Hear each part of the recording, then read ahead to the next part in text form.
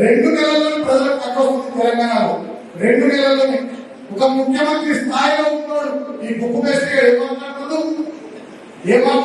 మాట్లాడాలి? సరే కాలం కలిసి వచ్చి నీ అదృష్టము మా తెలంగాణ ప్రజల దురదృష్టము ముఖ్యమంత్రి కూర్చున్నావు. గతంలో చిల్లరగా లెక్క పోటీగా లెక్క అలవగా లెక్క మాట్లాడిన నువ్వు ఇవాళ నువ్వు కూర్చున్న స్థాయి పదవి బట్టి దానికి ఉన్నటువంటి విలువను బట్టి పద్ధతిగా మాట్లాడాలి. ఉద్యమ నాయకులు ప్రాణానికి పరంగా పెట్టి తెలంగాణ తెచ్చిన నాయకులు 10 సంవత్సరాలు తెచ్చిన తెలంగాణ బ్రహ్మాండంగా అర్థం చేసిన నాయకుడు కేసీఆర్ గారిని పట్టుకొని రంగాన్ని మాట్లాడుతున్నారు. మీరు రంగాడు హౌదగాడు భాగంగాడు దేడి మనగాడు రేవంత్ రెడ్డి గారు ఈ చెంతల కొడుకులు ఈ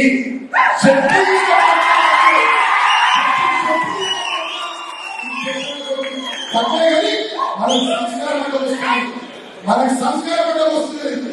బిడ్డ పునర్కం రేవంత్ రెడ్డి నా కొడుకు ఖబర్దార్ మా కేసీఆర్ నుంచే మా ప్రభుత్వం లేకపోవచ్చు లక్షల మందిలో పండగకి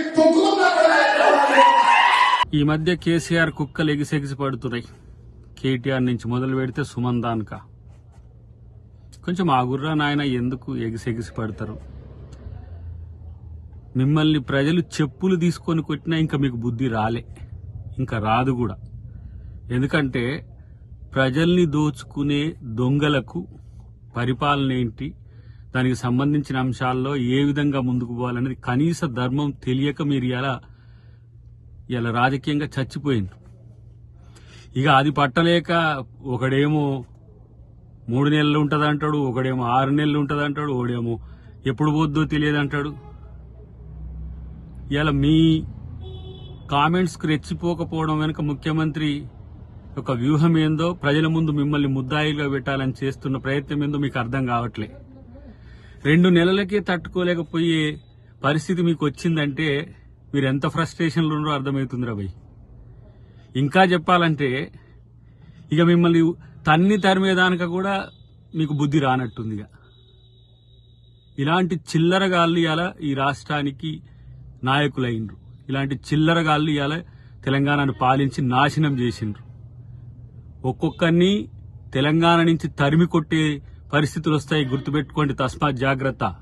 అసలు మీరు ఎక్కడ్రా లీడర్ నాకు అర్థం కావట్లేదు. ఆ ముసలోని పుణ్యానాడేదో కొట్లాడినట్టు నటిస్తే మీరు అందరు వెనక కూర్చొని బిచ్చగాళ్ళ లెక్క అడక్క తిన్న సన్నాసులు. మీరు ఎవడైనా సరే మాట్లాడేటో తలతిక్క సన్నాసిగాళ్ళు. సిగ్గు లజ్జ లేకుండా లక్షల కోట్లు దోంచుకొని ఇంకా మీకు కోపాలు వస్తాయి. ప్రజలు చెప్పులు తీసుకొని తన్నే రోజులు భవిష్యత్తులో ఉన్నాయని తెలియదా మీకు?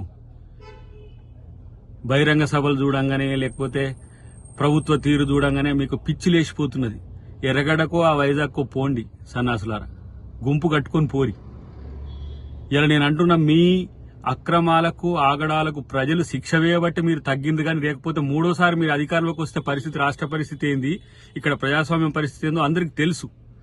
కాబట్టే మీరన్న దానికంటే 100 మాటలు ఎక్కువ అనగల శక్తి కాంగ్రెస్ కార్యకర్తలకు, కాంగ్రెస్ నాయకులకు ఉన్నది. ఈ మౌనం కేవలం ప్రభుత్వం వచ్చింది ప్రజల కోసం మనం ఆలోచించాలనే ఉద్దేశంతోనే తప్పితే చివరికి ముఖ్యమంత్రి సైతం స్పందించినా మీకు సిగ్గులజలేకపోయాయి. ఇంకా పనికిరాని పిచ్చి మాటలు, పిచ్చి ప్రేలాపనలు. మిమ్మల్ని చెప్పులు తీసుకొని మొదటి నుంచి చివరి వరకు తన్నలేం. అదేం పెద్ద పనా? ఇదేనా మీ సంస్కృతి? ఇదేనా మీ రాజనీతి? దిగజారు రాజకీయాలు తప్పే ఇంకో తెలియదా? ఇప్పటికైనా ప్రజాస్వామ్యయుతంగా ఉండడం నేర్చుకోండి. కనీసం 10 సంవత్సరాలు పాలించడమని చెప్పుకునే సిగ్గులేని సన్నాసులు గిట్లా ప్రవర్తిస్తే ప్రజలు చెప్పులతో కొడతారనే విషయాన్ని గుర్తుపెట్టుకోండి. చివరికి ఎక్కడికి తెగబడ్డారంటే ఉచ్చ నీచాలు మరిసి మీ చెప్పులతో మీరే తన్నుకునే కాడికి వచ్చింది మీ బతుకులు. ముఖ్యంగా ఎక్కడో కొడితే ఎక్కడో కాలినట్టు కేటీఆర్ టీంకు మరీ ఎక్కువైపోతున్న పరిస్థితిని గమనిస్తున్నాం. బిడ్డలారా జాగ్రత్త, ఎక్కువ తక్కువ వాగకండి.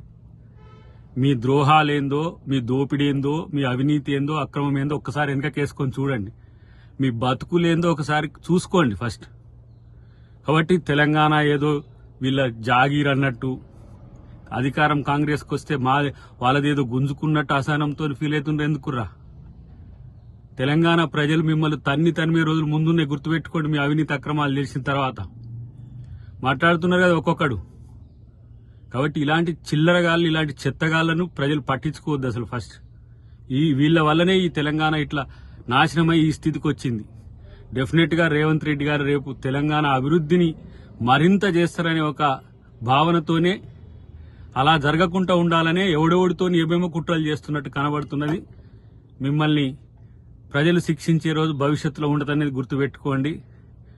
ఉల్లరూటి మాటలతో ఎచ్చిడి మాటలతో రెచ్చగొడితే తెలంగాణ ప్రజలు ఊరుకోరనే విషయాన్ని కూడా గుర్తుపెట్టుకుంటే మంచిదని చెప్పి హెచ్చరిస్తున్నా. ఇంకోసారి ఇలాంటి పిచ్చి ప్రేలాపనలు వెళ్తే తంతర్ అనేది కూడా గుర్తుపెట్టుకోండి.